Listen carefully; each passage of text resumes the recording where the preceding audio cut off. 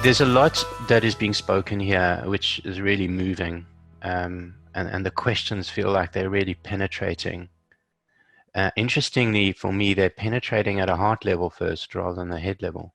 And so, the question of, there's a lot that's been spoken about mindfulness in this group, and out in the public domain, and so, it's easy to see, well, mindfulness is a panacea to everything, and often even there's a critique that it's not activist enough, just to be present for yourself. It can even be like a bit self-absorbed.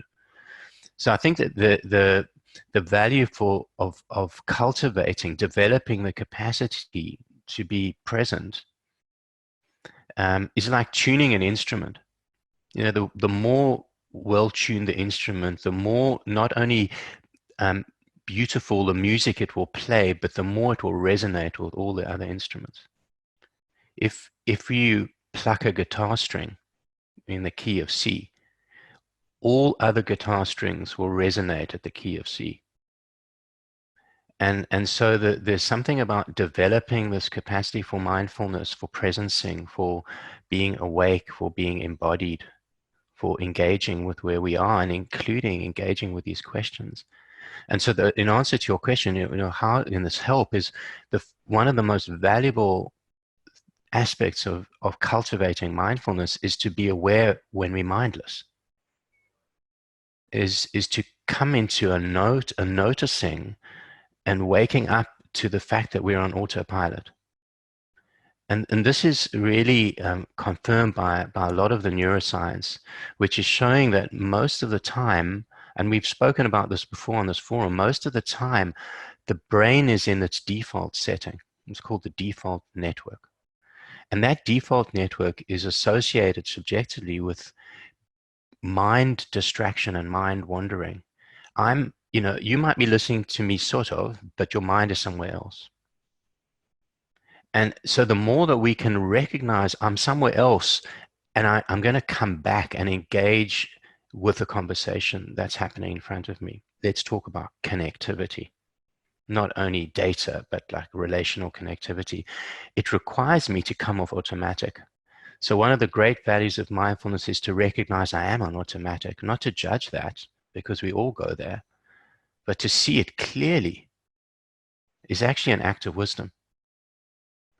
And then engaging in the conversation from a place of presencing and embodied engagement, then the choices and most importantly, the decisions and the actions that ensue or arise out of those choices come from a more grounded and spacious, and importantly, a relational place. So this isn't to suggest that mindfulness is the answer to all problems. Of course not. There are a myriad ways to solve a myriad problems.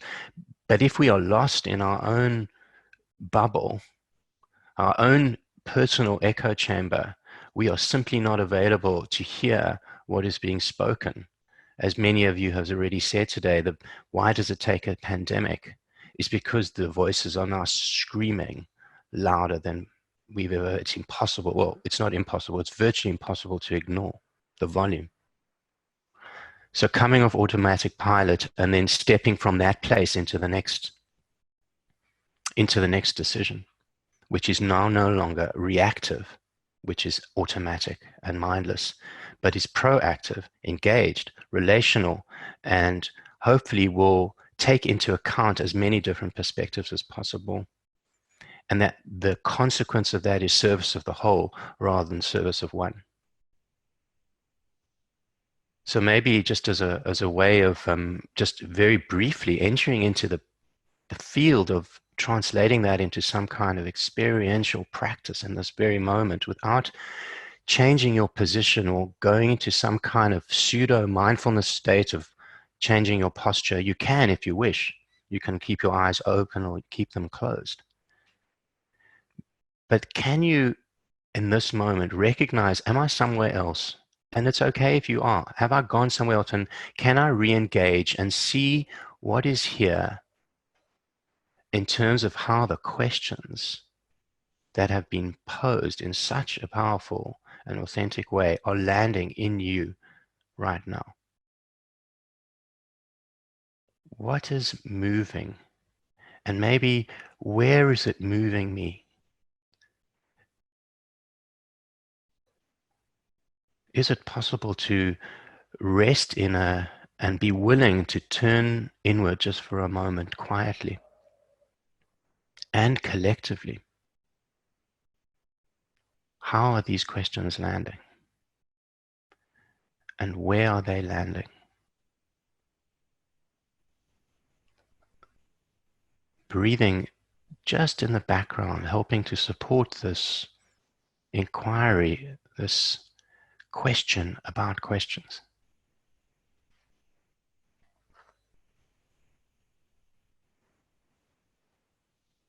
In the words of Rilke, who's a German philosopher, poet, be patient towards all that is unsolved in your heart and try to love the questions themselves. Try to love the questions themselves.